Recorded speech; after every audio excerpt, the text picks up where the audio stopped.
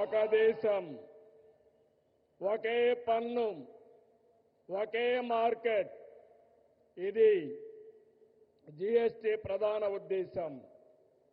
99% వస్తువులు సున్నా లేదంటే 5% పన్నుల పరిధిలోకి తెచ్చారు. దీంతో అన్ని ధరలు తగ్గాయి.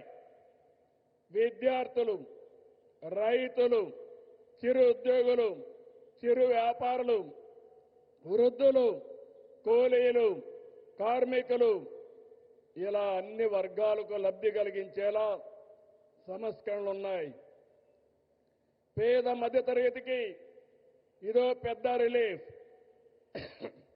జీఎస్టీ తగ్గింపు కారణంగా ఏడాదికి ప్రతి కుటుంబానికి 15,000 రూపాయల ఆదాయం వస్తుంది. కనీసం 15,000 వచ్చినప్పుడు 15 సార్లైనా ప్రధానమంత్రి గారిని గుర్తుపెట్టుకునే బాధ్యత మనందరిపైన ఉంది.